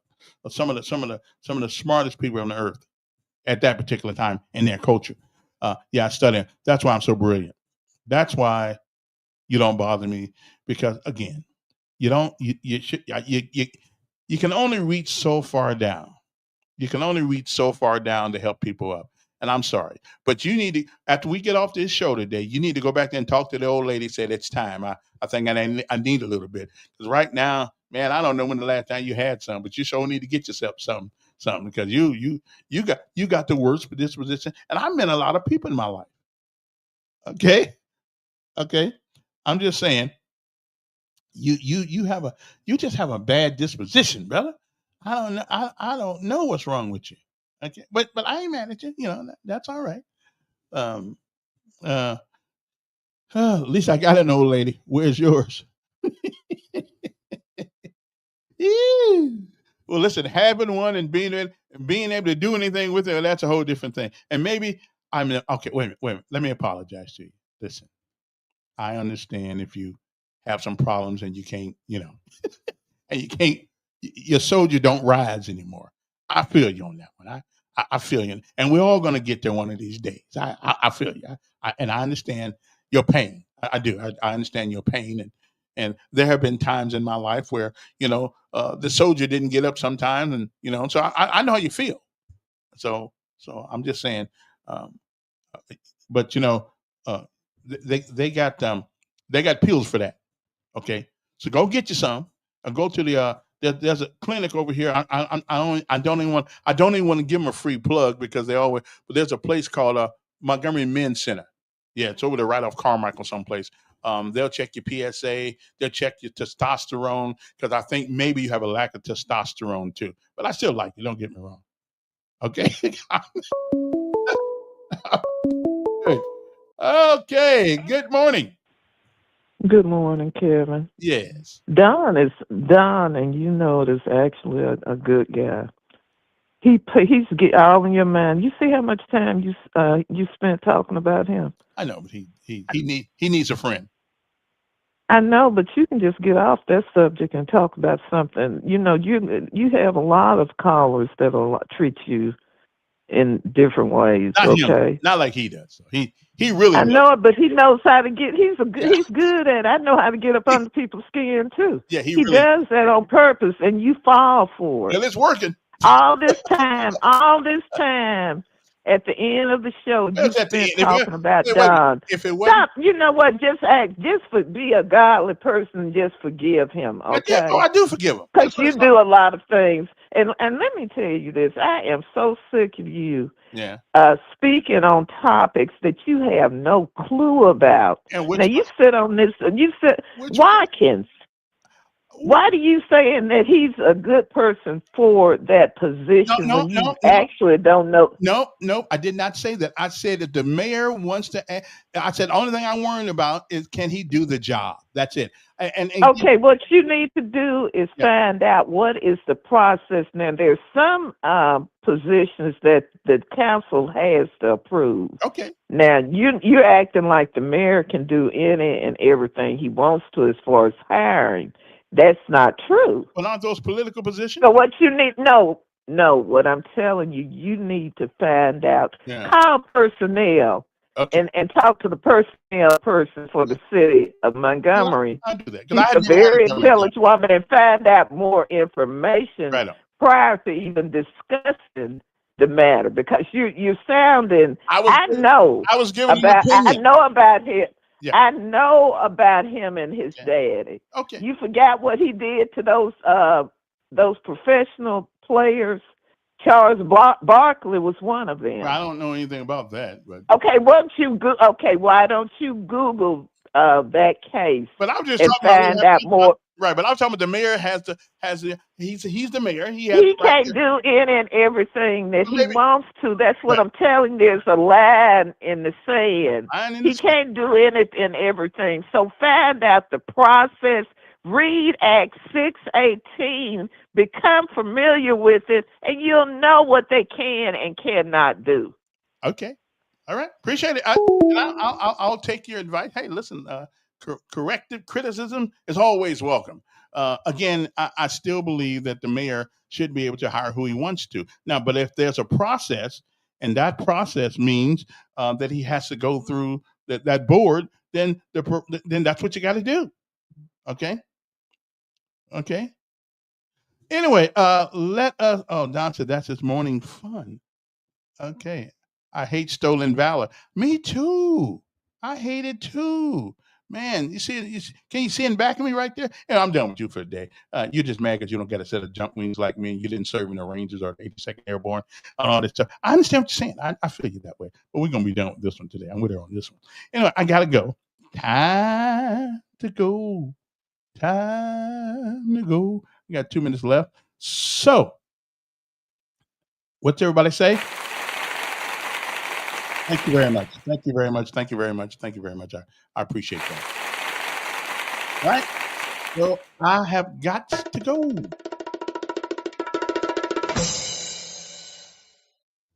Okay, then. It is not the falling down that gives us the strength. It is the getting up every time we do. So my lesson of life today is when you fall, don't stay down. Always get up and keep getting up every time you fall. That's where your strength lies. I'll be back tomorrow with Don and me. If the good Lord says the same. Bye now. Have a good day. Thank you, Lord, for every breath I take, for the love that heals and the joy